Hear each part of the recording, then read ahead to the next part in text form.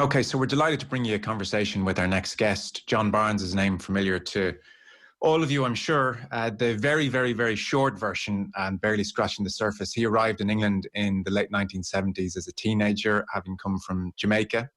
His father, Colonel Ken Barnes, was stationed in London for a few years. Football was a love already for John. A taxi driver spotted him doing his thing, told Watford. Graham Taylor and Watford liked what they saw a lot. Now, with his family moving on, Barnes, aged 17, stayed in England and life became very exciting. Watford debut at 17 in 1981. He played 300 games for them. Incredible success, promotion to the top division, second in the league to Liverpool. England debut at 19 in 1983. The goal at the Maracana in 1984. And then the move to Liverpool in 87 when John was 23 years of age. 2 league titles, 2 FA Cups, Players Player of the Year in 1988, Football Writers Player of the Year twice, and with England there were 2 World Cups and a European Championship as well. And as I say, that is only the football and only the playing side of things as well. He is much more, as I'm sure you know. John Barnes, I've tried to give you some kind of bill there. There you go. You're most welcome. Well, it sounds like that's my whole life. I mean, I don't think there's much more to be said apart from the details. A life well lived. Do you look back on that with a great degree of pride? Do you look back on it often? Not really, no. Well, to the second bit. And as to question, you look back in pride, you do what you do.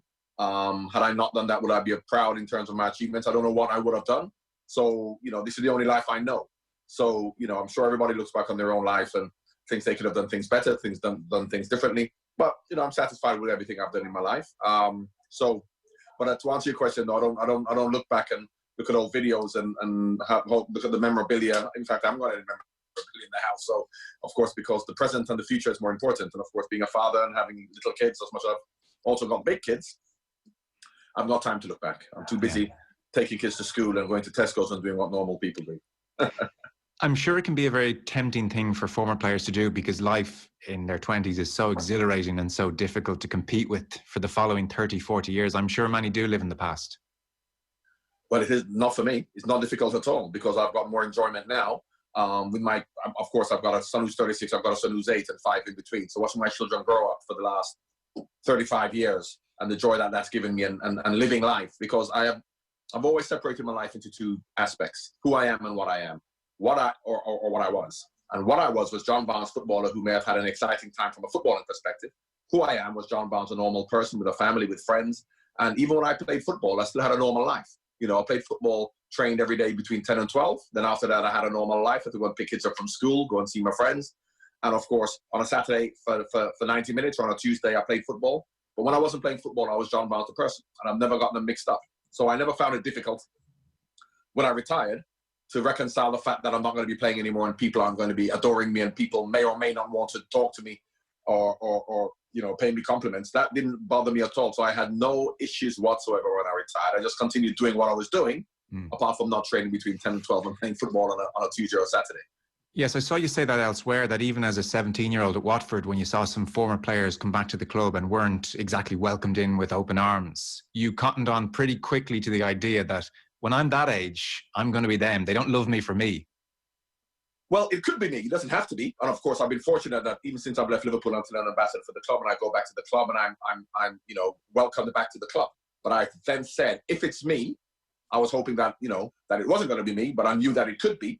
And if it was, it wouldn't be an issue because I know that obviously the way I was treated as a 17, 18-year-old superstar, I loved it. So how can I then be an ex-player looking at the way the clubs will then treat the new 18, 19-year-old superstars and then say, oh no, I still want them to treat me at 40 or 50 the way that they're treating them.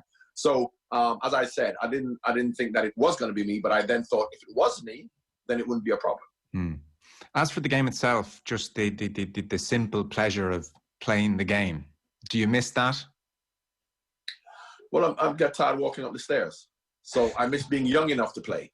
That's the thing. Even when I retired, if I still had the energy and the will to get up and go training every day, then maybe I'll miss it. But once I decided that I'm not prepared to do that anymore, then, what's the point of missing it? What's the point of saying, I want to do that, but I don't even want to go for a run? But I wish I was still, playing football at Wembley.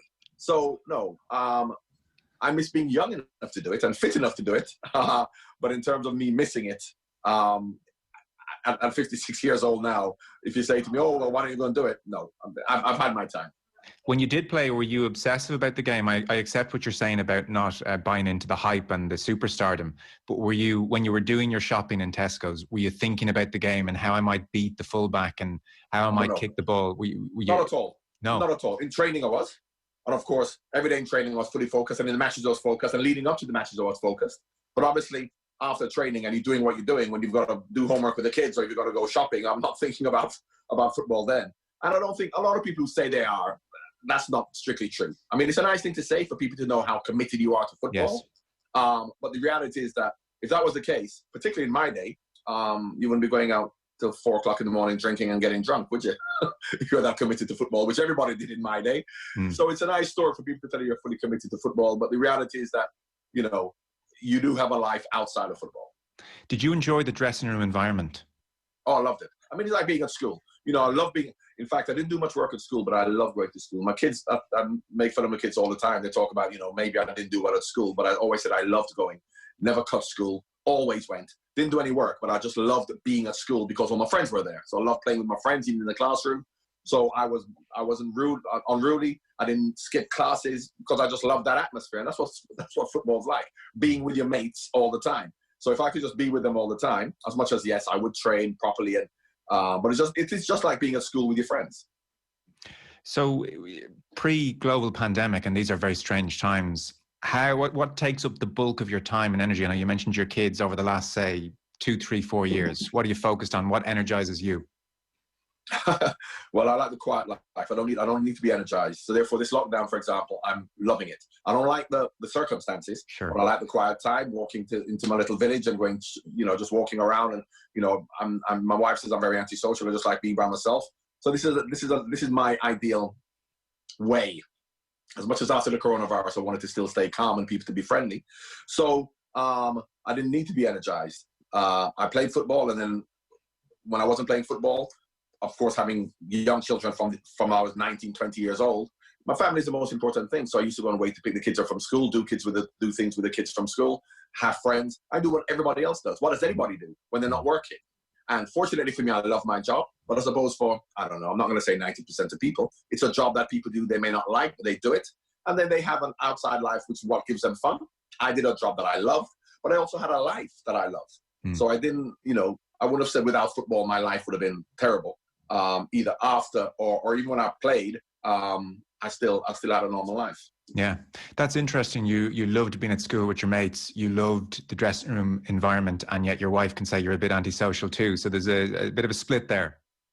No, because with my football mates, we were all young boys with the same culture, the same way of being. Of course, now my football friends aren't there anymore at 25 years old.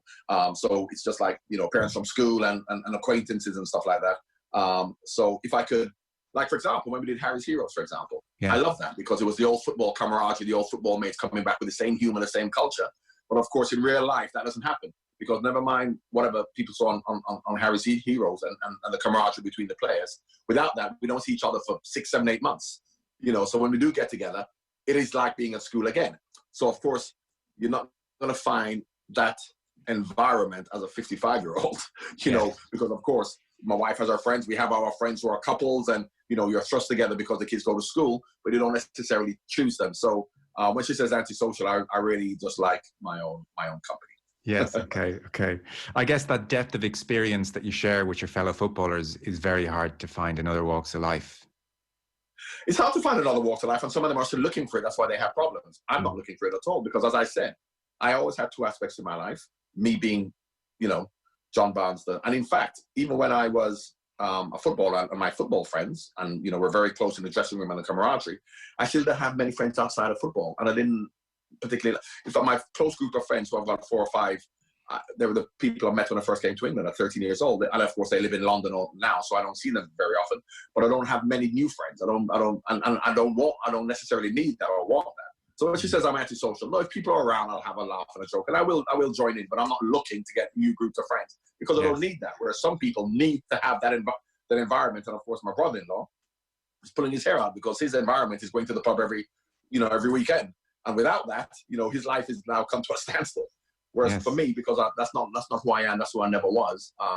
It isn't an issue for me. So I don't, listen, I'm not saying it's wrong or it's right for anybody else. And when I say I'm antisocial, that's when she's tongue in cheek and she's pulling my leg. I'm not antisocial. But I don't need, so when people say you're getting bored and the lockdown and you're pulling your hair out, not at all. And I really do mean this. If this life can continue, not the virus, and of course, getting back to a little bit more excitement, people can go out and people can work. But if it can stay this calm and I can just go into Tesco's and go and see my friends now and again and go to a restaurant a little bit faster pace than it is now, that would be perfect for me. I think a lot of us had spotted a pattern almost to your media appearances over the last couple of years. And generally it would go along the lines of racist incident in a football ground, John Barnes on Sky News on Monday for about the billionth time saying this is not a football issue, this is an issue with society. I mean, the guy who abused Raheem Sterling could be a milkman. Why aren't we talking about racism amongst milkmans? And then it would blow up again 3-4 months later and rinse, wash, repeat. But unfortunately, a lot of people then misconstrue what I say to say he's an apologist for racism, saying it's not important in football and stuff like that. Very similar to something that may be close to the people's heart over in the Emerald Isle, as much as it's Northern Ireland, but, you know, it's one country, as we all know. The Liam Neeson situation. Because I talk about discrimination generally. It's not just about black and white, it's about homophobia and about sexism as well. And that's why I felt really strongly about the Liam Neeson situation to say, and why I praise Liam Neeson. Why I praise Liam Neeson, because Liam Neeson was describing a negative time in his life when for 1 week he had negative thoughts about somebody else. Nobody's going to admit that. People go through their whole lives having negative thoughts about people, and when asked, they said, oh, no, I believe in equality and I believe everyone's fine and I love everybody. So he was trying to stress how negative this was, this feeling that he actually had, which he had for 1 week. He never had it for 6 years, for 2, he had it for 1 week. And he actually, and in many respects, Liam Neeson, to emphasize how negative it was, he then exaggerated the fact that he wanted to kill a black person. Now, living in Northern Ireland in the 70s as he did, I shouldn't imagine walking out of his house, he would have come up across many black people. So to say, when he said he was running around looking for black people, I think that he would know where they are in Northern Ireland because there aren't going to be that many living around where he lived. So it's a nice story. But the focus of the story and the point of the story was how negative discrimination plays a part on you. Then he said he sought help from the priest and he really, you know, reconcile himself to the fact that this was destroying him, and that's after 1 week. So the level of vitriol that went his way because of a story was crazy. So I suppose the point I'm trying to make to you is that we all want to judge and we all want to say how terrible other people are when they get caught. Now, to go back to racism in football, how can we blame that 12-year-old boy at Tottenham who may have racially abused Son to then say he's a racist? What do you not think he's learned that from somewhere? This is what he has been seen growing up. So for us to wait till people then get caught and come down hard on them as if society's any different. This is what society teaches them. And my big thing about football and racism in football is this. If you don't, you have to understand the nuances. I don't want to show you the books behind me there. You can see lots of books, and 50% of them are about racism and racial inclusion and diversity and all kinds of stuff. But really from a balanced point of view, it really depends on what your interpretation of racism is. And unfortunately, our interpretation of racism in the mainstream, and generally speaking, is that if you shout racist abuse and throw a banana on, you're a racist. And if you don't, you're not a racist. And unfortunately, it's not as simple as that. So racism is a construct that negatively affects, in society, black people every day of their lives. That's what racism is. Every day of their lives, when they come out of their houses to walk down the street, people look at them in a funny way. They go to try and get a job, they can't get a job. A woman clutches her purse tighter. When you go past them, you go into a shop to buy something, the shopkeeper's going to look at you. And this happens every single day. That's racism. In football, it isn't racism, it's racist incidents. And we have to separate them. A racist incident is on a Saturday when someone throws a banana on the field. So that footballer who we say suffers from racism, Monday, Tuesday, Wednesday, Thursday, Friday, when he's driving his car, living where he lives, going about his daily life, racism doesn't affect him at all. Doesn't affect him at all. A racist incident happens, and not every Saturday, but for 5 minutes, every now and again when they play, a banana comes on the field, that's a racist incident. So racism is something that is ongoing constantly, day in, day out, which happens to the black community. It doesn't happen to black footballers. But unfortunately, we then feel if we get rid of racist incidents, we'll get rid of racism. But it's the wrong way around. We have to get rid of racism first. But all we do is, when a racist incident happens, we completely invest ourselves in this particular incident and say how terrible it is for 5, 6, 7 days a week. Then, if nothing happens for the next 4 weeks, we're not interested in racism because it doesn't exist, because no one's throwing bananas on the field. 6 weeks later, banana comes on the field, we deal with that incident again. That is not going to get rid of racism. And of course, there's so many complexities and nuances around it. But it's the same to do with discrimination. You look at the Catholic Protestant situation, which, may not be as apparent as it was back then. But even back then, they wait for incidents to happen to then say we have to deal with this problem, whereby this is an ongoing situation that we have to try and challenge every single day by looking at the wider and less sexy, if you like, part of it, which means that unless it's going to happen to a celebrity or a footballer or an actor or an actress, we then say it doesn't exist. And do you think things are improving in the UK, to take the UK? Well, after Brexit, you can see what happens. And of course, now you look at what's happening in the NHS. And of course, you look at a situation whereby everybody's now talking about those champions of the NHS who are foreigners. And if this virus didn't happen, we wouldn't be talking about them. We're talking about getting rid of them. So of course, in times of trouble, we all want to come together, and we say we should come together as a community, as a country, as a world. But of course, when everything is going well, that is when we separate the worthy from the less worthy. So as much as, this in this way should be a way of bringing us all together, I wonder how long it's going to last till all of a sudden this finishes and people are then going to talk about people working in the NHS. And something as simple as all of a sudden he's going to get a pat in the back for now changing his mind or stopping the fact that I've got 2 doctors in the family. With lots of kids, you're bound to have a couple of doctors, and I have 2 of them. And working in the NHS, when they are charging the foreign workers who work in the NHS £600 to use NHS when they're here saving lives, and then all of a sudden that's now been taken away only because there was a big furore about it and a big upset about it. So the Prime Minister's changed his mind and he's going to get a pat on the back when that shouldn't even have been done in the first place. Now, if this virus wasn't here, people wouldn't have said that they should be paying that. They would still say, A, they shouldn't be here working, and B, they should be paying it. So as much as you say things are getting better, they're only getting better when it suits people to think it. No, I accept that point. When you talk about the black person walking into the shop and the security going on alert, or the difficulty in getting a job, do you think that area of life has improved over the last, I don't know what time frame you want to use, 20, 30 years? Not at all. But you can't prove it. That's unproven. What has happened is that you will have a certain amount of people who, despite their environment, have been elevated out of that. So you have more black people in the media, more black people, doctors, lawyers, but for 90% of them, nothing has changed. And the danger with that is that when you then, and I'm not saying tokenism necessarily, but when you then have a certain group of people, women also, who are elevated into these positions, we then say to society, see, we have a female prime minister. So therefore, we can't be sexist. Whereas if you look at the average woman or the average black person or the average Muslim, nothing's changing for them. And unfortunately, when things change for an elite few, we convince ourselves that everything's okay.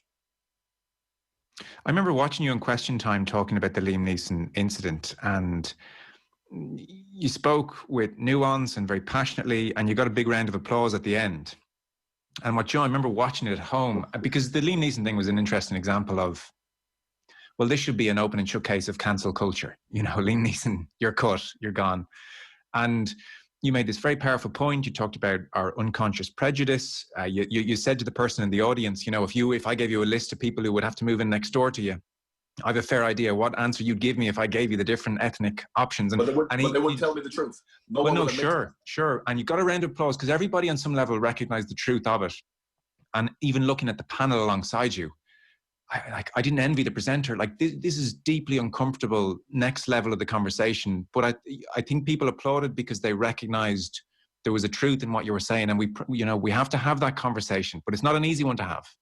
It's not an easy one to have, and we have to have it. But unfortunately, due to expediency, we say the right things rather than what we truly feel. The narrative now is that, yes, the black players are being disenfranchised, so we have to support them. So therefore, you speak to a white player and they'll say, oh, yes, it's a disgrace. This is what. And I'll say, well, why is that? Why is that? Because if someone was to abuse you, you're white, yeah? Will you walk off the field? And the answer would be no. And what we would say as black people is that because they haven't gone through the history of, colonialism and slavery and disenfranchisement, so we understand that. White footballers don't understand that. So for them to then use that excuse to then say, oh, because of what you've been through, I'll say, well, what have we been through? Because you don't know, because you've never felt it. But why you're supporting me is because I want to do this. But do you think it's the right thing to do? The answer would be no. Do you really think so? Absolutely. Absolutely. Because you hear a lot of managers who are managing now and they do it. So why didn't Gareth Southgate would have been playing when racist abuse was being thrown onto black players on the pitch as a player and as a manager when he's managing the league? Why didn't he do it then? If it's right now, why wasn't it right back then? Yeah, that's an interesting point. Arguably less educated, arguably now... and he's more educated in the last 10 years because of what? What has educated him? Well, maybe people like you talking about it. I'm trying to think as I go here. I mean, it's become a more accepted option, maybe. It's been talked about as, okay, look, Gareth on the pitch in his 20s or in his 30s might have seen it and not quite known, well, what do I do here? And maybe didn't take a lead. But maybe if it's been talked about in advance as a viable option, something we can do to stand up and say no, and black players feel it's an appropriate thing to do, then I think it's, fair enough then that he would feel, absolutely, I want to support you, I want to stand with you, I don't agree with this. I think that's and if fair. If black players decided that these are ignorant people, they can't affect my life anyway, we're going to play on. What do you think Gareth would say? Yes, I'll support you with that as well. I think he would say it's your right to decide. Yeah. Yes, but what do you think? So it's my right to decide. So what you're doing is you're supporting me in whatever I do. You may not think it's right, but you're going to support me. So therefore, if I then said, it's fine, he's an idiot, kick him out the ground, we're not walking off the field, they'll go, well done. That's what I think you should do, and that's the right attitude. Yes. As much as they will support me either way, what do you think they think? So, and I'll say to them, so, if someone wants to call you a blonde, Geordie, whatever, so-and-so, are you going to walk off the field if they insult you? So aren't you walking off the field?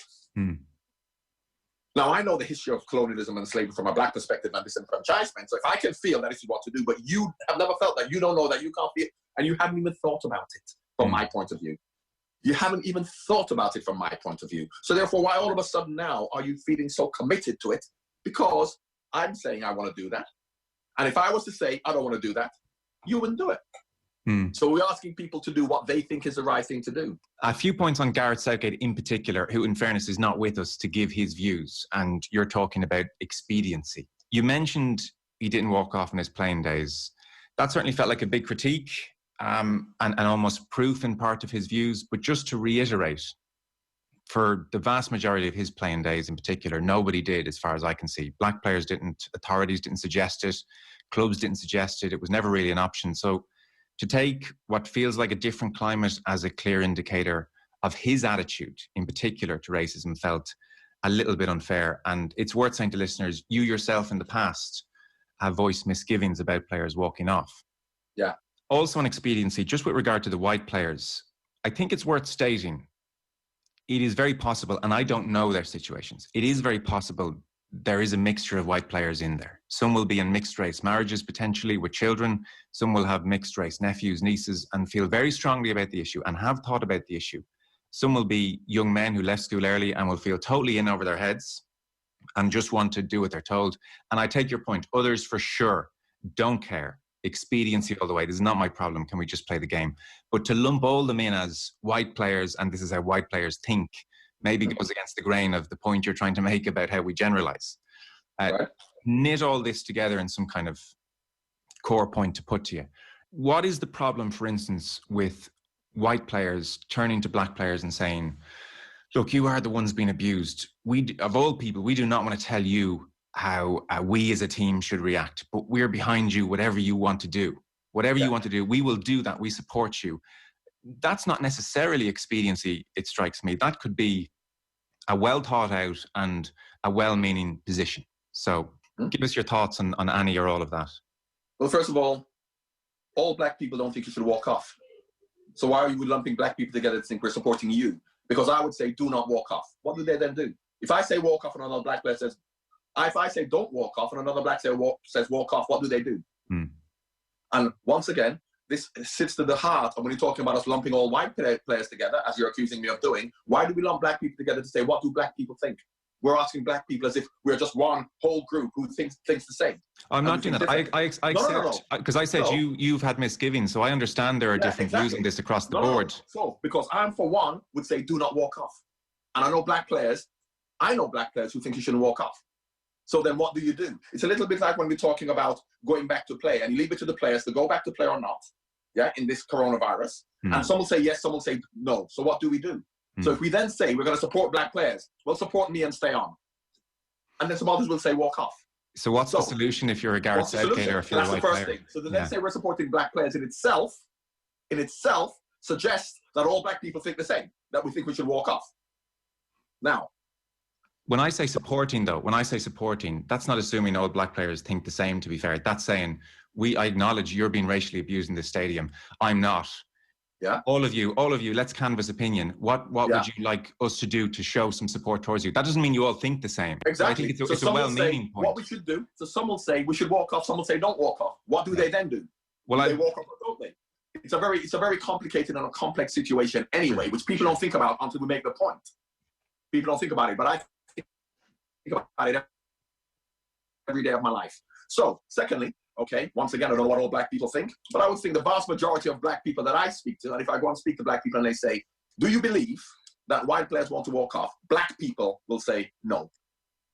And we can't prove it. We can't prove it. Sure. But our experiences has told us, looking through history, and if we want to go through history for the last 300 years, we can tell you when well-meaning people are saying, we're doing this for you, do we really believe they're doing it for ourselves? Of course, we can't say they aren't. We can't say they aren't. We can't say that Winston Churchill was not racially biased, although he did say, let's keep England white, but we can't say that because we don't know what he was thinking. So, and very much like what he did with the Irish as well. So you can't criticize Winston Churchill of being discriminatory towards the Irish because as much as we know what he did, but you can't prove it. So that's the first point I'm talking about in terms of the people who are affected by it. So that is why I feel the way I do. So everything I do is not a criticism. You say it's a criticism. It is not. It is an observation. So I'm going to give you observations. We'll start with Gareth. And Gareth is no different to anybody else. Sure. Why we talk about Gareth is because that's a high-profile incident of where players actually walked off. And Gareth, and I'm sure, like anybody else, Gareth is a fantastic person. I know Gareth. I know him personally. And he's a moral, upstanding person. But Gareth is a product of his environment and in terms of unconscious conditioning that we all go through. Sure. So I'm not singling out Gareth to anybody else. Okay. So let's talk about our Bulgaria game. Now, we're told, and once again, I'm not an advocate for walking off the pitch. Racist abuse or not. I never say walk off the pitch. And I'll tell you why. Because you leave it open to things like this. So we're told we're going to walk off the pitch, and there is a three-step protocol to observe. Three-step protocol to observe in Europe, not in England, by the way. The champions of racism, the fight against racism. We don't have this protocol here in England, but we are insisting that Montenegro and Serbia, who haven't got black people in their countries, but they have to observe this, but we don't. That's a bit of a strange situation, whereby we have so many black people here, black players, black supporters, but there's no three-step protocol for us to observe. But when we go to Europe, and we go to Montenegro and Serbia, where they have no black communities whatsoever, we're insisting on them following this protocol. But anyway, that's a different situation. The first step, any racist abuse, you come on the tannoy and you say, cut out the racist abuse. That's the first step. The second step, if it continues, is you come off the pitch. Yes, the referee should do it, but the players can do it themselves, which is what the England players did. The third step, if it continues, is to abandon the game. The referee should do it, but players, white, black, whoever, can, if it continues, walk off and say we're not playing anymore. So I wonder why England observed the first two. In the first one, they went on the tannoy, the game got stopped. The second one, England players came off the pitch. The third one should have been observed because while in the second half, and you can see a lot of the racist so-called hooligans left, walked out the pitch at halftime when they were losing, but it continued. Not as much, and the FA themselves said, yes, it continued, but it wasn't as bad. But it continued. So why didn't they stop the game? Why did the referee stop the game? Fine, the referee's not stopping the game. What did the players do, like they did in the first half? By bringing to the attention to the manager and coming off the pitch? Why did they do it? Now, of course, who knows? Sure. Who knows? Coincidentally, they may have been winning 5-0 at the time. But that's a coincidence. So I'm not accusing anybody of anything. Sure. And I wonder, had they been losing 5-0, what they would have done. Who knows? They probably would have stayed on because the narrative after the game was we do not want the racists to win. That's why we didn't walk off. So if you don't want the racists to win, why walk off in the first place? Why walk off in the first place? If you think by walking off and abandoning the game, the racists will win because that's their aim, why do it in the first place? So that's the first thing. Now, is that a one-off? Is that a one-off? No, it's not. 3 incidents in the last 18 months. Ryland versus Wythenshawe in the lower divisions cup final, and I'm talking about a non-league game because now the narrative in the last 2 years is we have to walk off. We have to walk off to protect our black players. Cup final, non-league cup final, Ryland versus Wythenshawe. The Wythenshawe goalkeeper just as he's about to, a penalty has been taken against him, got racist abuse, so the manager took him off the pitch. They were losing 3-0 at the time, then refused to go back and play. Had they been winning 3-0 at the time in the cup final, who knows what they would have done? Let's ask black people what they think. Forget about what anybody else wants to say. Let's ask black people who have been through this their whole life to say what they think. Would they have walked off? Maybe they would, maybe they wouldn't, but they walked off because they did the right thing.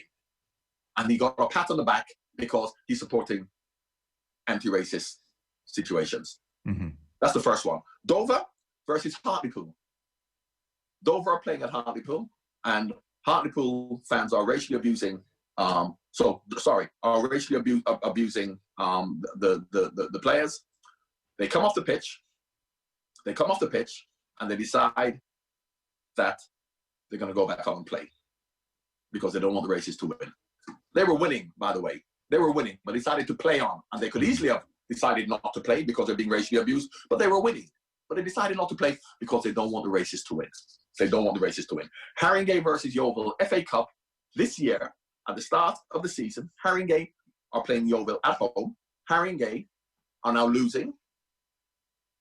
Yeovil fans start to abuse one of the Haringey players. The manager takes them off the pitch, refuses to play. The Yeovil players come off the pitch in support of the Haringey players. The manager, all of the players come off to support Haringey's decision, which they should be applauded for. Right. But unfortunately, for Haringey, the game gets replayed. They don't get, because they refuse to play, the game gets replayed. So they don't abandon the game. They don't give the game to Hartlepool, to Haringey. They replay the match. They replay the match. Yeovil win. There are no incidents. And the Haringey manager at the end says he thinks Yeovil should have been kicked out of the competition for the first game and they were racially abusing them. So not that, thanks for your support, we'll replay the game and see what the outcome is.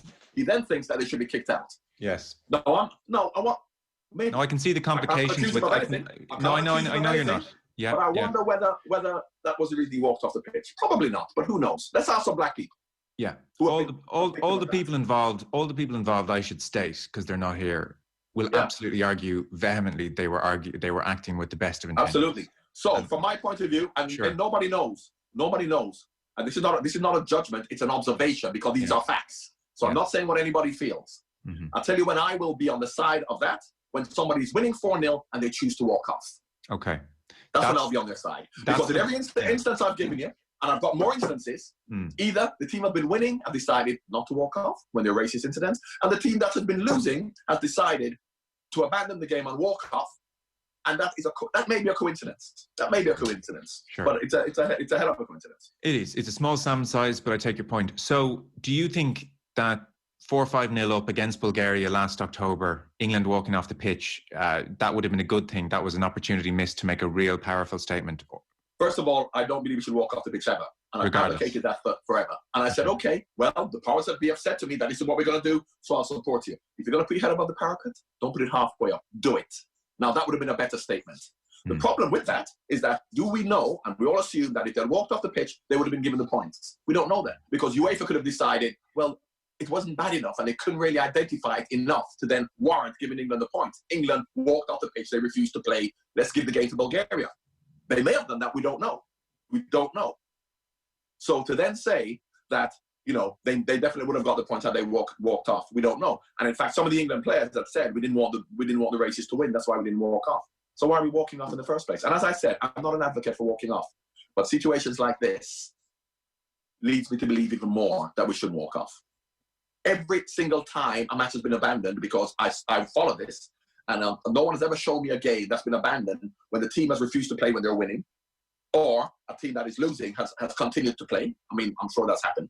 But no one's given me an example of when a team is winning and they decided to walk off. Now, I'll use Lawrence Fox as an example. Lawrence Fox, he was on Question Time as well, the actor. So Lawrence Fox, the actor, and he was on Question Time because it was about, and this is how unconscious bias works. He was on Question Time once again. Emily Fox, who's the actress, James Fox, the actor, famous actor, the son, and he was in the film 1917, or he's a famous actor, and he was on Question Time. Got a round of applause because a woman started talking about, once again, racial bias, and then she said about white privilege, and he then got straight away, before he said anything, he goes, I'm sick of you talking about this. Everyone's going on about it. He got a big round of applause. He then went on to talk about white privilege, and he said that that's racist towards me because he talked about white privilege. Now, once again, just like racism, it depends on what your interpretation of white privilege is. Because when you say to someone about white privilege, they automatically assume, take a negative stance, because they assume you're having a go at them for getting a job that you don't deserve ahead of somebody who's black. That's not what white privilege is. But white people, when they say white privilege, get negative because they think, you're saying I didn't deserve this position. I got it because I'm white. No, that's not what we're saying at all. They're saying that you have had an advantage, generally speaking, not you personally, but white people generally. Sure. And they still wouldn't accept that. But I tell you, I would love to go on to talk about white privilege. And I think we can put it to bed with this one example. White privilege is when you walk down the road, a woman doesn't hold her purse tighter to think you're going to steal something. When you go into a shop, people aren't looking at you because they think you're going to steal something. Now, what you would say is that that's not white privilege, that's normal.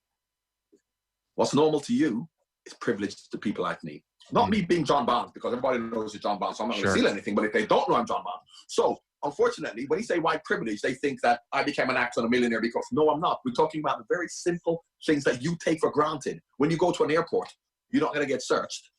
And secondly, and this is even more crucial, yes, because white people do get searched. But when they get searched at an airport, do they feel it's because I'm white? So they don't. It's for whatever reason. So that is what, so even then, when he went on to then talk about, and he got a big round of applause because a lot of people who would agree with him, but they're afraid to say it when he said, oh, you keep on going on about racism, I've had enough of it. And because he's Lawrence Fox superstar, he can say that. People in the audience stood up and gave him a round of applause. Now, once again, because a lot of people think that, but they won't, you ask them, do you think it's too much? They go, no, I don't think it's too much. We've got to support black people. But obviously when somebody says it, Donald Trump, Nigel Farage, when people like that say, it emboldens people to then get behind it. So he then said about the film 1917, ever seen the film 1917, yeah, about World War I? He then went on to make the point that there was a Sikh soldier in it because he was talking about, trying to set the record and talking about generally trying to redress the balance by tokenism, by putting black people in films and stuff like that. And he said, why did they have to put a Sikh soldier in 1917 in the film? You know what I mean? He said political correctness. Because he didn't know that there were 100,000 Sikh soldiers who were in World War I. Because, of course, there were no Sikh soldiers in World War I, or black people, because, of course, Britain won the war with all white people. No one else helped, because this is the narrative that we've been told. So even something like that, how can you blame him for feeling that way when all life shows him are very much like the NHS? It's now changed in the NHS. You look now at the images of the NHS, the fact that we're having this conversation about BAME, the fact that we're having conversations about black workers and ethnic minority doctors who are dying. In the first month, 2 to 3 weeks of the crisis, you would see all white faces in all of the television, in all of the images about our heroes, the NHS. Then because somebody brought it to the attention that there are more than 40% BAME doctors in the NHS, and most of them, more black and ethnic minority doctors are dying, they went, and now it's changed to then say, let's include everybody. But if nobody made that point, what do you think the NHS would still look like? And all the images we see, it will be exactly the same. And so the fact that they're now showing that, do you then really believe that they really are feeling empathy towards them? Very much like the fact that people complained that the NHS workers were going to have to pay £600 a month to then use the NHS, the foreign workers. If no one complained, do you think they would have changed their minds? But because people complain, then they change their minds. Those books behind you, when did you start reading about all this? Because I look back at videos of you when you were even young at Watford, and you were a very confident person. The self-worth, I think, was good, and obviously came from a good family. When did you go from thinking these thoughts to, I want to read, I want to talk to other people who know more than me? What was your journey? I started traveling around, going to Africa, worked in Africa for a long while, but I understood that before anyway. And you know why I was confident? And this is why, this is also the discrimination. I'm honest with you for a while, but I didn't know it at a young age. I'm a light-skinned, middle-class, upper-middle-class Jamaican boy whose family started the Jamaican government. What do you think me growing up in Jamaica, what do you think that I felt at 8, 9, 10, 11, 12, 13-year-old that I felt about black people with big lips? I felt superior to them. Mm-hmm. Because we're brought up in a Western educated society that showed that, okay, look at me, I'm light-skinned, I'm middle-class, my family went to university, but those other people in Jamaica, the working class, poor black people with big lips, they're inferior to me. It wasn't like, oh, we're all black and we're all brothers, because this is what I was wrongly told about people who are black. So therefore, when I came to England and I started getting racist abuse, it never affected me at all, because I knew I was as worthy as anybody else because of the way I've been brought up. But I can't blame anybody who then felt that they were, like Ian Wright, for example, may want to fight against it because he would have seen his upbringing in England, you know, with his family being disenfranchised, his dad maybe can't get a job. I don't know Ian's situation, but I know you would have been brought up in that kind of environment. So if he reacted in a different way, and that is why it never affected me at all, because it couldn't affect me as a human being. There's no right or wrong way for black people to feel. And that is what also pisses me off. When we talk about, you're black, what should happen? What do black people think? What do black players think? We're all individuals, we think different things. But of course, we're all lumped together. We're lumped together in a BAME community. A BAME community. What? There's not a BAME community. The only thing that puts us together in the BAME community is the fact that they're all disenfranchised groups. We're different culturally, we're different genetically, we're different physically. So why is there the BAME community and the white community? As if we are brothers with Chinese and Indians and Asians and Muslims, and we're black, so therefore we're all the same. They just lump us all together. And the BAME community have to feel this way. We have to individualize everybody, but we don't. We just group BAME together, very much like LGBTQ, because once again, lesbians, gays, trans, they're all different people, they're all individuals. So I lump them together as just one community to then say they think one thing, and then white people or straight people think something else. And that's dangerous. So I'm not a big fan of this whole narrative of a BAME community. I have nothing in common with someone from China. Genetically, culturally, in fact, I'm closer to white people, genetically and culturally, than I am to Chinese. So why are we in the same community?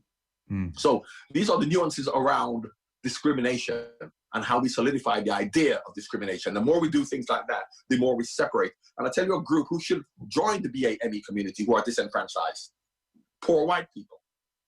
Because the BAME community who are disenfranchised, you go into any East London community where it's a large black community, you'd have poor white people who are part of that community, can't get jobs, can't get opportunities for their kids, will never be educated. But of course, they aren't part of that because they're white.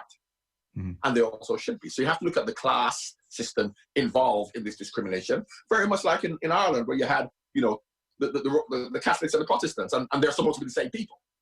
But unfortunately, we don't. Like when you speak about this, you make an impact every time. Say on the back of Question Time, say on the back of the Liam Neeson thing, say when you say something that people find uncomfortable, and it's, you know, John Barnes said this, you know, you're getting attacked, you're getting blowback. Does any of that take a toll on you? Do you think, oh, this is not worth the hassle? Because it's very hard to be nuanced in a public way. Well, it doesn't, because I have to do what I do. Okay. You know, and if people ask me, I'm going to be honest.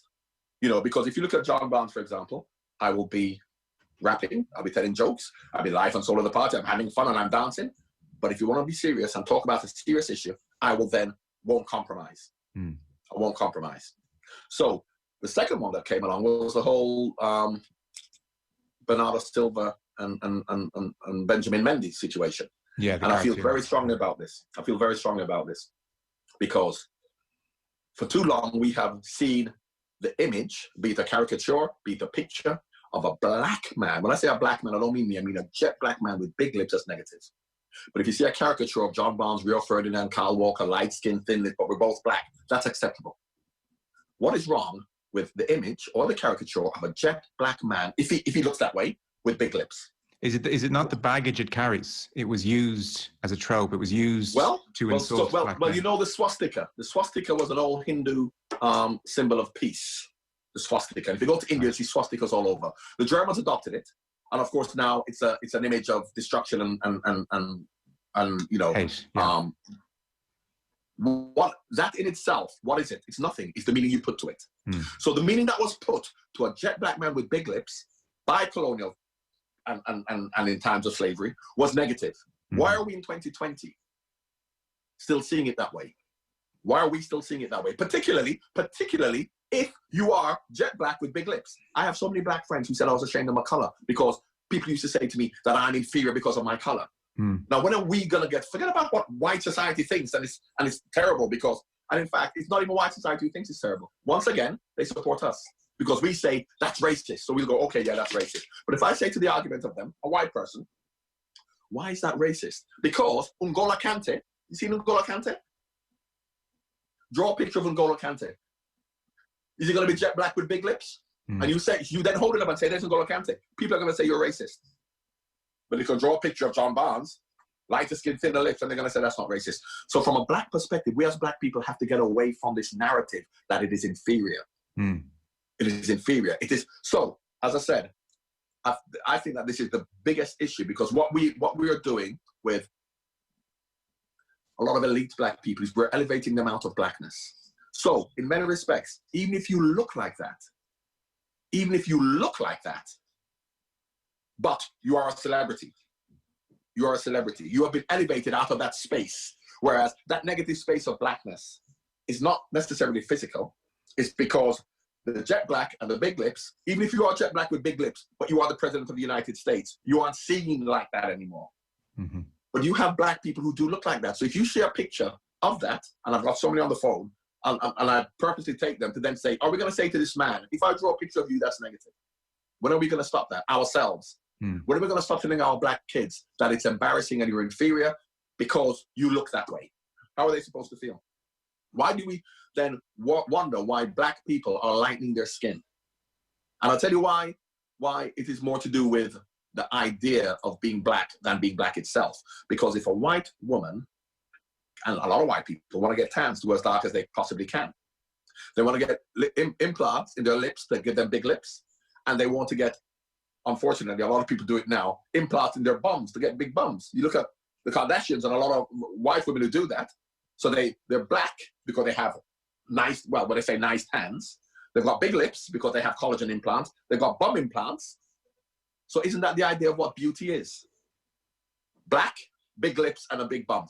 So if that's the idea of beauty, why, if you have a black woman with big lips and a big bum, why is that not the image of beauty? Because she's not white. So the characteristics, big lips, black skin, and big bum, but on a white person is considered beautiful, but on a black person it's not. Is it not? Well, I don't see many black women with big lips and a big bum in Hollywood on television and being seen as sex symbols. You go through the most beautiful women in the world. The black women are all Beyonce, Halle Berry, who've got light skin, who haven't got big lips, and they're black. I'm talking about the quintessential black woman who has big lips, big bum, and jet black. Okay. I thought we were talking about football. I know. Sorry, I knew. I didn't know when to introduce this aspect of the conversation. No, but once you start me, I'll go on further. So it's my fault. No, it's not. It's because, and even I should admit, I find this space uncomfortable, and as a broadcaster, and should I interrupt there and say, oh, people might be offended at that, and these are not easy conversations to have. I'm writing a book. It's called The Uncomfortable Truth About Racism. Because also I'm very balanced in it. Because white people did not enslave black people in the transatlantic slave trade. We were sold by, and they weren't our people. 90% of black people were captured in wars by other black people and sold on the coast. And this is not a criticism of the black kingdoms back then. This is the way it was. It was business. And they didn't see each other as their brothers. They weren't selling their brothers. They didn't have this homogeneous identity of being black. They were the enemy because they were a tribe from somewhere else. But the more we then feel that it's all a white and a black thing, and it's just white people enslaved us, so therefore we don't like white people, whereas you look what goes on in Africa. And once again, it's not a criticism, it's just a fact. It's just a fact. So I'm very balanced, like when I defend Liam Neeson, like when I defend Bernardo Silva. But unfortunately, it is very binary. You either support it or you don't support it. End of story. So everything is either racist or everything isn't racist. And you have to be on one side. So therefore, you have people on the right who are saying, oh, they're playing the race card all the time. And there are people here that says everything is racist. Bernardo Silva, Benjamin Mendy, Peter Bears, everybody's racist. So if you look at each in each individual case, and sometimes it changes, then, everybody isn't going to like you. No, for sure. When's that book coming out? Well, it's a self-published book, self-written book. So I'm doing it myself. So it's taking forever. So hopefully by Christmas. But it has to be very balanced. And why it's uncomfortable, and why I say it's an uncomfortable truth, is because very much like in question time when I said to the person, who would you rather live next to? And of course, they're not going to admit it. It's really not a book for discussion, because when you discuss it with your friends, if you're going to be honest, very much like if white players and black players sit around and say, do you think you should walk off the field? They'd say yes. But I can tell you, if all white players were to sit around and they discussed it, I can tell you now, they'll be saying, can you believe us having to walk off the field because black players want to do it? And they wouldn't really want to, and that's just an example. Or if you say to them, or if you say to each other, who would you rather live next to? They'd be afraid to actually say it because you're going to sound racist. And I say, don't blame the individual, blame the environment he's brought up in to make him think that way. Yeah. Okay, I will get you talking football, because I don't want it to be just, you know, you're more than football and you're more than this issue now. I grew up, mainly started watching football in the 90s. I must say, when I got a bit older, it came as a surprise to me that you were actually quite fast once upon a time. But if you're too young to remember when I was between 1981 and 1992, I was a winger, played up front. Whereas once I were up to Achilles tendon, if you're born in that period, you just see a slow, fat John Barnes in midfield passing the ball sideways, and that's probably who you think I was. So you did your Achilles just before the Euros in '92 and had to reinvent yourself. At 28, should have been coming into your peak. Ryan Giggs did it to a point in his later years. How did you Ryan find Giggs did it more, not because of injuries. I was doing a thing with Ryan in Dubai at the time, really because he got old. He got because aged, Ryan had been around for such a long time. So, you know, but with me, it was forced on. Yeah, you had to do it overnight almost. He segued into that role. So did football lose some of the magic when you go from scoring some of those goals and being able to glide by players into the player that you became? Was it a frustrating period post 28, or did you find joy in it? Wasn't frustrated at all, because I was playing football is what I love to do, and I was doing everything I could. Football didn't lose that magic at all, because Jurgen Klopp is bringing what the magic of football is. It's about respecting the whole team.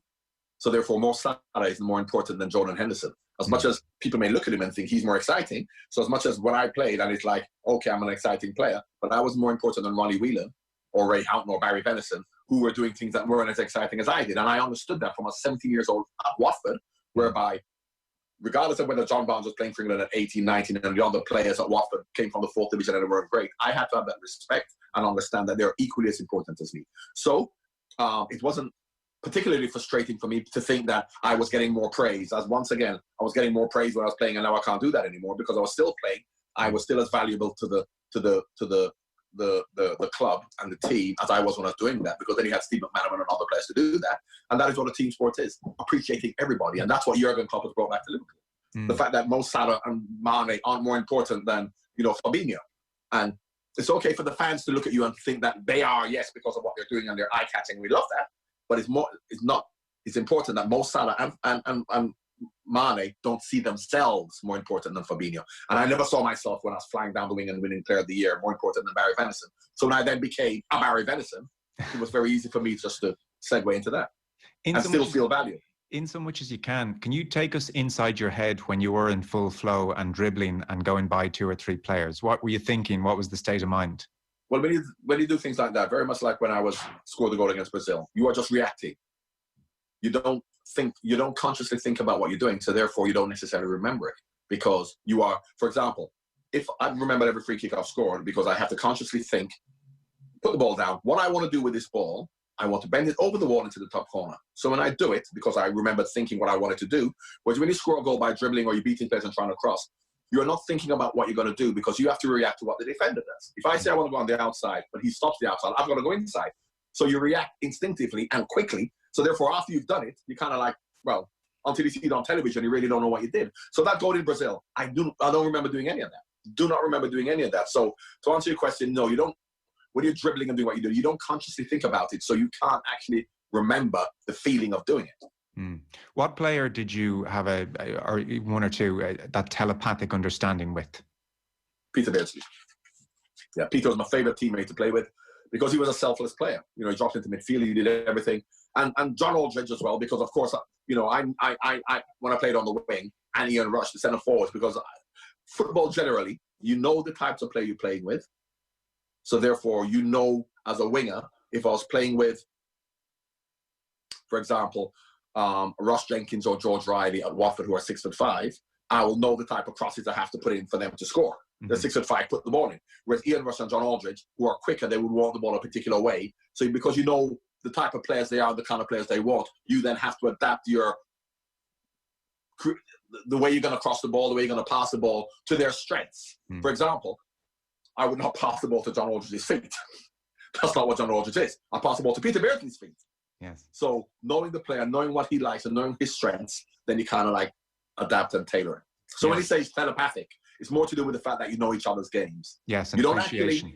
You don't actually think about it on the time. You don't think instinctively a second or 2 seconds when you get it, what would John Aldridge like? You already know before you get on the pitch that if I get in this position, this is what he'd like. So that's it's not the telepathy there and then. It's more to do with the fact that in training every day and you know what he plays like, to then just do it second nature. Yes. It's amazing, really. There is such a kind of a closeness amongst a team then when you're out in the pitch together, in that intimately you know each other's weaknesses and you know each other's movements. And it's probably not something you ever talk about all that much, but it's as opposed to being on the sideline or being a scout. I remember Pat Nevins on the show with us routinely, and he says if he's on a pitch playing, he can quickly give you, a paragraph description of every player, weakness, strengths. So much harder to do it from the sideline. There's something about the intricacies of angles and well, don't forget you train every day with them. Well, that as well. So the 90 minutes on a Saturday, is a culmination of understanding that. You don't just do it on a Saturday thinking, how do you know that? And it's more to do with you train together. For example, at Liverpool, when I first went, we didn't do any tactics. Sure. All we did every day was play five-a-side football. That's all we did. We played five-a-side football. On a Friday, we'd do shooting where Bruce went in goal. But Bruce would play out because we had the little goals, just the corner flags. Yeah. I don't know, 6 meters apart, not as big as a goal. And whoever was at the back would be the goalkeeper. So Bruce Grobbelaar would be on the wing. And of course, when you pick teams, Bruce wouldn't be the last pick. One of your greatest goal scorers, you would pick after Bruce. You pick Aldo after you pick Bruce. So how could the greatest goal scorer in history, you pick Bruce Grobbelaar before him in a five-a-side? Yeah. Because five-a-side is not about scoring goals, it's about doing different things. So that's the point I'm making, understanding what all those strengths were. Did you feel much better able to express yourself for Liverpool than in an English jersey? Or talk to us about that whole... Because even I watched Bobby Robson, an interview from the archive, and he talked about how great you were. And for people who haven't seen it, I'm sure you have, how much admiration he had for you as a person and everything else. And he said, I just want John to play for me the way he plays for Kenny. Just do what you do for England. So talk to us about that whole criticism, which was very much thrown at you. Well, John Barnes would play for England the way he played for Liverpool if England played the way Liverpool played. You don't express yourself. You go out there and you do what's right for the team pattern. So that is why Kevin De Bruyne coming to Liverpool will not be as successful as James Milner playing for Liverpool. Because while he may be expressing himself, that won't be what's right for the team. So you have to understand what's necessary for the team. So when I played for Watford, all he did was get the ball, go down the line, put a cross in. Yeah. That's not me expressing myself. That's me doing what's required for that team in terms of the way we play. When I came to Liverpool, I was required to do different things. So therefore, because if a player wants to express himself, every time I got the ball, I just do what I want to do. That's not what football is. That's not what football is. And unfortunately, we had this until tactics started coming to England, where Arsene Wenger and foreign coaches talked about tactics. Players were told, go out and express yourself. The problem you have with that is that if every player wants to express himself and he has a different idea on how to play as his teammates, how are you going to play as a team if everybody expresses himself? What you have to do is you have to have the team expression of how we play and everybody else fitting in and around that. And Liverpool suited me down to the ground in terms of the way the team played and me fitting into it in that position in the way they played. Whereas for England, it was completely different. So I'll use Alan Shearer as an example when we spoke about, understanding what players want. You play a 4-4-2. You play a 4-4-2 with Ray Houghton on the right and Jordan Henderson, for example, on the left. Alan Shearer up front is not going to score goals. Sure. You play with Keith Gillespie, or you play with Jason Wilcox and Keith Gillespie, where they get out and put crosses in. Alan Shearer is going to score 50 goals. So is Alan Shearer a bad player? He's the same player when he plays in that team who doesn't play that way. So is he a bad player or is he a good player? That's why you have to find the environment that suits you. Yes. And that's the most important thing. And Jurgen Klopp finds players who will fit into the environment. Never mind how good other people may think they are. And that's what Watford and Liverpool did with me. So did you just feel hemmed in an English jersey? What was your job in that English team? Well, England at that time was not a team who necessarily dominated possession and had a lot of the ball. And for a player like me, or Chris Waddle, or Glenn Howell, or the so-called technical players in the 80s, we have to have a lot of possession. because what's expected of us is to do special things. Now, for Liverpool, where we have 70% of possession, I will make better decisions because I know I'm going to get the ball all the time. So when the ball comes to me, sometimes I play it off first time because I know I'm going to get it back within 2 minutes and I'll be able to do what I do. When you play in a team that doesn't have a lot of possession, as England didn't back then, as Ireland didn't back then with Quinn and Aldridge and people like that, what I would do every time I got the ball was try and do something special, even if it wasn't the right thing to do. I was making bad decisions because I knew we're playing against Colombia, and maybe we're better than Colombia and we'll beat them, but they're going to have 80% possession because of the way they play. So the players who are going to be the stars for England when they've got 80% possession are who? The hard-working players, the Brian Robsons, the Peter Reeds, the centre-backs, the defenders, because we're going to defend well. And when we get the ball, Gary Lineker is a great goal scorer, so we're going to score goals and win 1-0. But the so-called flair players aren't going to be in the game because Gary Lineker is going to score having one touch, and he's not bothered if he looks good. The defenders are going to win man of the match because they're defending stoutly, and the ones who are supposed to be the flair players aren't going to be involved in the game. But every now and again, when we dominate possessions, we will. That's why we're labeled inconsistent. So when I scored the goal against Brazil, when Glenn Hoddle played, when Chris Wilder, we're up and down. So what I said was that I would love to play for England now because in the last 10 years in Britain, even in Ireland, we're now changing this routine to then talk about let's have technical players. So we're now producing technical players. Whereas back then, it wasn't about technical players. It was just about hardworking, strong players who got stuck in. And of course, Ireland and Jack typified that. So if you look at that Ireland team, and that is why my favourite player ever and I know it's not Britain because it's a Republic of Ireland, but let's just say this hemisphere, islands, yeah. Liam Brady. Not the two islands, England, Scotland and Wales included. Liam Brady, greatest player from this part of the world ever, in my opinion. But playing for Ireland because of the way that Jack played. But look at him at Arsenal when he went to Italy to Juventus, best player, best foreign player, you know, when he went to the club Sampdoria. So you have to find the football that suited you. And English football playing for England didn't suit me then. Whereas Liverpool always played a continental game. They always dominated possession with Alan Hansen, played the ball out from the back, had lots of possession. So that suited me. Yes. Have you been watching the Chicago Bulls documentary, The Last Dance? I haven't. I'm going to watch it. Yeah, The Last Dance. I'm going to watch it. Yeah. And unfortunately, a lot of people also talk about Michael Jordan, but I can tell you, it's very much like Maradona in 1986. He was in a great Argentina team. Yeah. Valdano, Burruchaga, they have got great players, but they don't get the praise because Maradona was Maradona. The same with Chicago Bulls. Everyone's saying, well, Michael Jordan single-handedly. No, he didn't. Scottie Pippen, they had great players. But because he was a superstar, he got the praise, but that was a very, very good Chicago Bulls team. No, sure. And it comes across. Something you said there will resonate with you when you start watching it. Steve Kerr, who's now obviously an incredibly successful coach, was part of the Bulls team, and he was a role player. So he makes the point that for the Bulls, he might get to shoot 3, 4, 5 times in a match. And so each of those, a bit like you with England, those 4, 5, 6 pieces of possession, there's a lot of pressure on them. So I guess if you're going to get the ball 8 times for England in a match, you can't really one-touch it back to someone. You mightn't see it again for 6 minutes. Yeah, not 5 times you can't. So therefore, and then you make bad decisions because there are times when I know I should be playing it up, but because if I don't do it now, I'm not going to get it again. And the fans are going to say, I tried to then beat 5 players when I shouldn't. I lost the ball. You just make it even worse. In all the reading I've done about you, Graham Taylor emerges as really great person in your life. Absolutely. He was, my dad was a very strict disciplinarian. He's a colonel. He was military attaché. I was brought up in a very strict military household. And as much as people misunderstand me as a player, people thought I played off-the-cuff football and I just did whatever I wanted. I was a very disciplined player. I was a very disciplined person. When I first came to England as a 13-year-old, the youth club I played for, Stowe Boys Club, was a fantastic team in West London. Fantastic team. Mainly black players, but very, very good. We won the National Five-a-side Championship in the whole of England. And the league we played in, we won the league every year. We'd win every game 5, 6, 7-0. So, as a young 12, 13-year-old, obviously no one wants to play at the back because everyone wants to score goals. We're in a great team. So for the 3 years I was there, until I was 17, I went to Sudbury Court. I played as a centre-back because no one wanted to play there. Growing up in Jamaica, playing football in Jamaica, the level I played, at 11 years old, I was playing for the under-15s. I was an attacking midfield player, always was. I've come to England. I'm an attacking midfield player. I'm a striker. I'm a winger. But no one wants to play at the back, so I'll play at the back. So for 3 years, I played as a centre-back every single week. Then when the manager from my youth club took us to Sudbury Court, where the taxi driver saw me, because he knew I wasn't a centre-back, but I played there because no one else wanted to, but I had the discipline to do it and do it happily.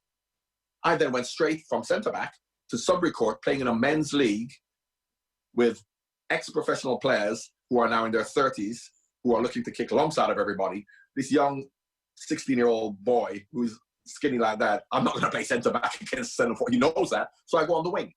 So I play on the wing, and within 6 months, I go to Watford. So the point I'm trying to make to you is that discipline always played a big part in my... And when people then saw me playing the way I played, and they said, John Barnes just plays off the cuff, and he's like expressing himself. No. When I played for Watford, Graham Taylor says, you chase back. You work hard for the team, first and foremostly. Insofar as we played Liverpool, and I'm a winger now.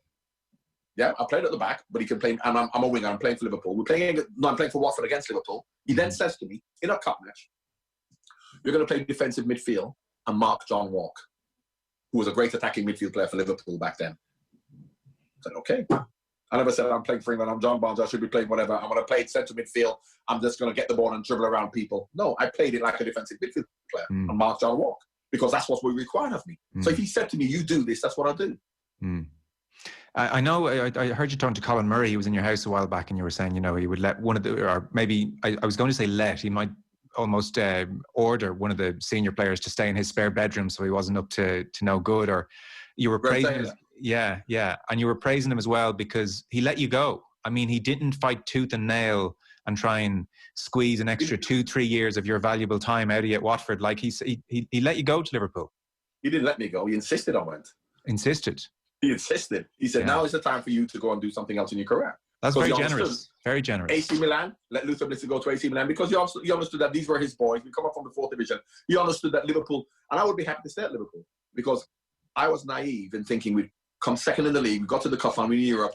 We're going to challenge Manchester United and Liverpool. We're going to be up here all the time. But he knew it was a special period in Liverpool, in Watford's history, which meant that, yes, they weren't going to continue to do this every single year. So for his players who he thought could go on to other things, Nigel Callahan left, I left, AC Milan came in for Luther, and he really then felt a responsibility to us as well as his boys, you know, which shows what a great man he was. Yes. The question I say you get asked a lot is about the latter period at Liverpool and all the talent that was coming through. What was missing? Because you've seen a team win and then you saw that talent not quite get over the line. Discipline. And discipline not on a Saturday. Discipline on Monday to Friday. Discipline in training. I say this to my kids now. When you take an exam, and I speak to kids a lot at schools, you don't pass the exam on the day you take it. You pass your exam in the preparation leading up to it. Meaning the studying, the repetition of studying. Then the exam comes and you know all the answers. How do you know the answers? Because you have studied. Football's the same. You win matches Monday to Friday in the training you put in and your attitude towards training. And our attitude in training wasn't great. Players were turning up late. They weren't trying in training. Their natural ability meant that they finished third. And we had great players who could play. But I always felt that the hardest part of football is not when everything's going well, it's things aren't going well. How do you then come through that? And in my last 3 years at Liverpool, every March, we were there or thereabouts in terms of maybe being second or third, but with 3-4 points off the top. And I knew we'd fall away.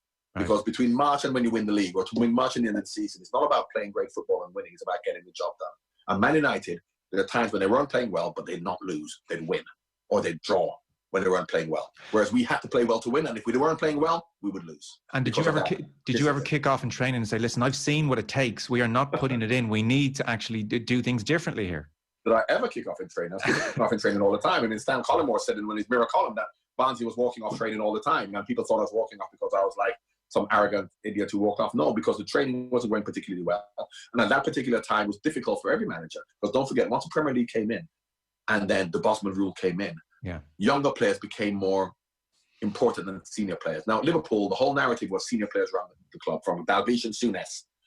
Ian Rush and Ronnie Whelan, 19 years old, couldn't say a word to them. Never mind they're the young superstars, because they're more important. Me at Watford, playing for England at 19. Pat Rice, who's 33 years old. Keith Pritchard, who's even on the bench. I had to have respect for them. Once the Bosman rule came in, it changed. Senior players who were coming to the end of their career weren't important. Younger players who they needed on longer contracts, so they don't want free transfers, became more important. So you learn from what you saw. Now, with kids, that's why I always said Liverpool was not a place, ever. Not so much now, or even when Gerard Houllier came, even before that period. Liverpool was not a place for young players to go to develop. Liverpool always I played for Watford for 6 years, England for 4 years before I went to Liverpool. John Aldridge, Ireland for 4 years, Newport, Oxford for 6 years, Ray Houghton, because they looked at you to show that you have this level of consistency over a period of time at the highest level. Because when you come here, we're not going to coach you. We're not going to tell you how to live your life. We're not going to tell you what to do. You do it. But then you have to have gone through that period of knowing right and wrong, what to do. For a young player coming to Liverpool, whereby they say, do whatever you want, that's not the way to learn. Man United was different. Of course, Sir Alex Ferguson dominated you in terms of the way you lived, the way you trained, everything you did from a discipline point of view. Liverpool wasn't like that, was never like that. So therefore, because that was Liverpool's philosophy, any of the young players coming through who knew the history of Liverpool from Bill Shankly's time and the fact that you just get on with it, we don't train, we don't coach, you do whatever you want, that is not a way to produce young footballers. And that is why Liverpool always never had lots of young players in the team, whereas Man United could. Okay. A last point then, that thread you mentioned there, a discipline. I presume Colonel Ken Barnes is a disciplinarian. Has that been a theme of your life? Have you been a disciplinarian father? It has been a subliminal theme in my life. It was something I fought against for many years as a youngster, when I was being told I had to come in early and I can't do this and I have to train at football and I've got to do this all the time, and I hated it. And I fought against it. But of course, because you do it, you then learn it. Very much like it just intrinsically, subliminally goes into you without even knowing. So therefore, I'm not saying that growing up I wasn't trying to get out of that, because I was always getting in trouble. But ultimately, it then sinks in. If you're forced to do it, you're forced to do it, you're forced to do it, it sinks in. And that's what I find myself saying the things to my children now. I'm not saying as a young child that I wasn't rebellious in terms of wanting to do things, but because I wasn't able to get away with it, by the time I got to an age where I could make my own decisions, what's right and what's wrong, this is who I had become. So that's so important in youngsters. And it's not just about football, it's about life. Listen, as I knew it would be, it's just been great to listen to you. Fantastic. Thanks so much for giving us your time. Stay safe. And John Barnes, it's been a pleasure. Thanks so much.